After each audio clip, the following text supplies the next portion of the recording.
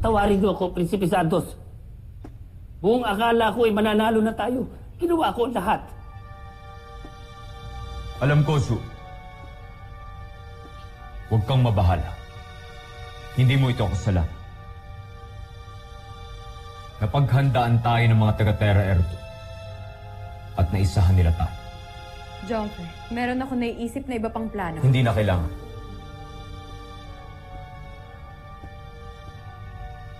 Ako na mismo ang maghahanap ng paraan para hanapin ang kahinaan ni Voltes 5. Anong binabalak ninyo, Umar?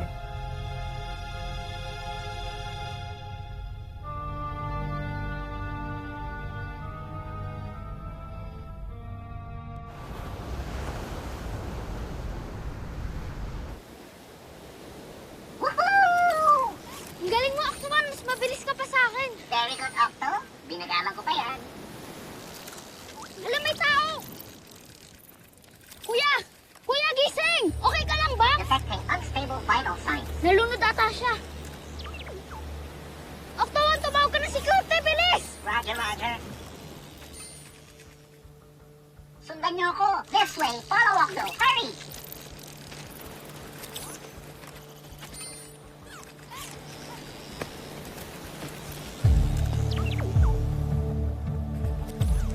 Wow, stranger.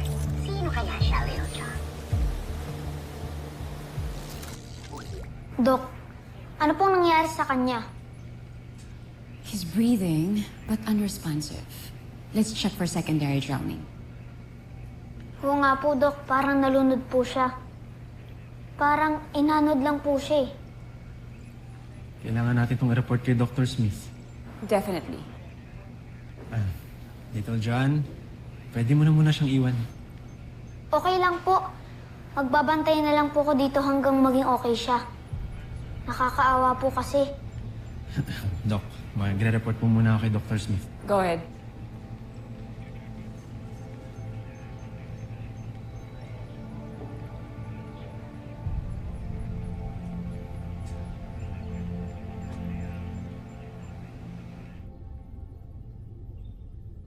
Nakita niyo ba ang ating prinsipe? Wala siya sa kanyang silid. Umalis siya para sa isang misyon. Dito siya ngayon. Kasama ng mga taga-Terra Erdo. Kumustan mo, Mirazado.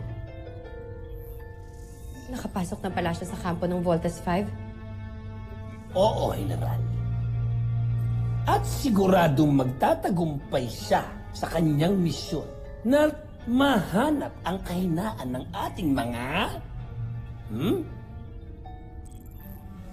kalaban.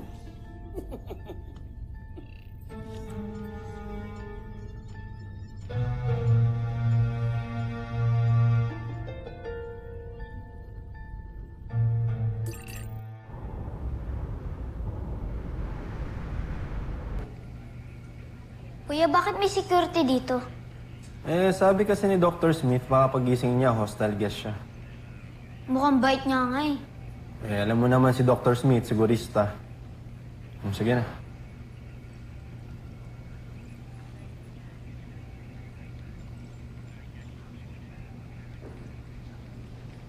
Kuya, gising ka na.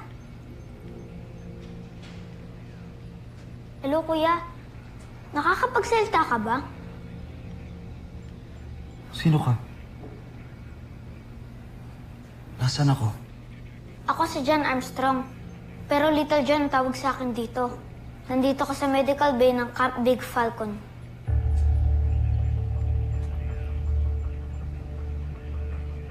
Camp Big Falcon? Hindi mo alam ang Camp Big Falcon? Eh, lagi itong nasa news. For your information, dito ang base ng Voltes 5. Kaya, ang swerte mo na kami ang tumulong sa'yo. Baka swerte ko nga. Sino mag-aakala makakapasok ako rito? Naawa kasi kami sa'yo. Kung di kita nakita, baka dead ka na siguro ngayon. Napakalaki pala ng utang na loob ko sa'yo. Salamat Maraming salamat. You're welcome po. And nice to meet you.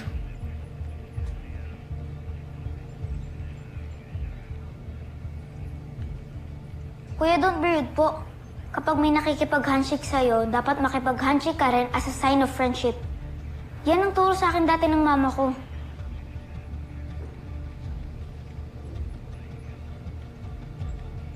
Little John!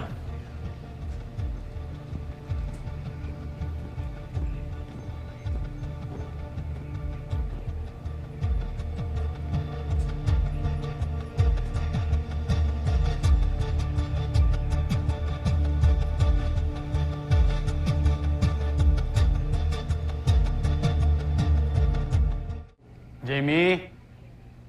Mark? Enter. Ano, nakita niyo na ba siya? Pupuntahan ko pa lang eh. Ha? Nakita ang ano? Ano ibig mo sabihin? May tinulungan kasing lalaki si Little John. Dinala niya dito sa loob ng camp. Nandun ngayon, nasa medical bay. Check ko lang kasi sana, baka kasi kalaban na naman yun. Kasama ba kayo? Sige, halika. Halika. Mga kuya, siya yung sinasabi ko na nakita ko sa beach. Sila yung mga kapatid ko. Paano ka nakapasok dito sa camp?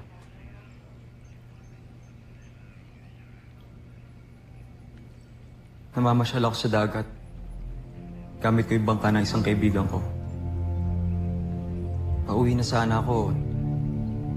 Nang biglang may sumalubong sa aking malaking alon. Tumaob yung bangka ko at palutang-lutang ako. Akala ko talaga mamamatay na ako. Well, buhay ka. Yun naman yung importante, di ba? Ako nga pala si Big Bert. Siya si Steve. Magkakapatid kaming tatlo. Ikaw, anong pangalan mo?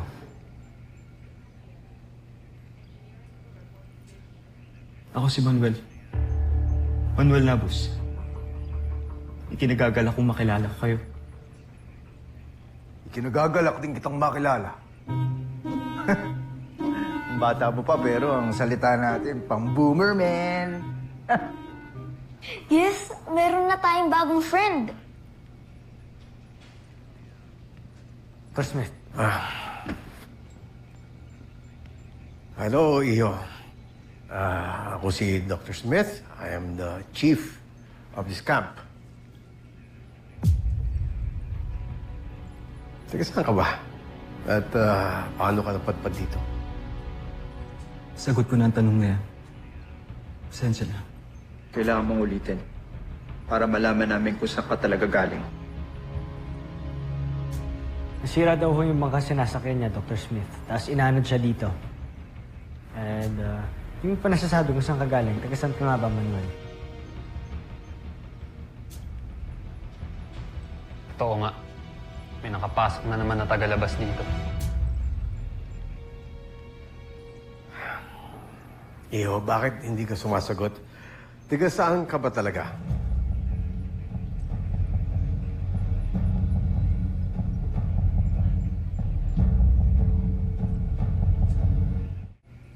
Iba Zambales. Tagaroon ako. Malapit nga yun dito. O sige. Meron na kaming gagawin na protocol na ginagawa namin sa lahat ng mga tigalabas. Anong gagawin niyo sa akin? Huwag kang magalala, hindi ka masasaktan. Gusto lang namin makasigurado dahil minsan ay pinasok na kami dito ng mga kalaban, mga aliens o tinatawag natin Bosenians. Gusto lang namin makasigurado na tao ka talaga.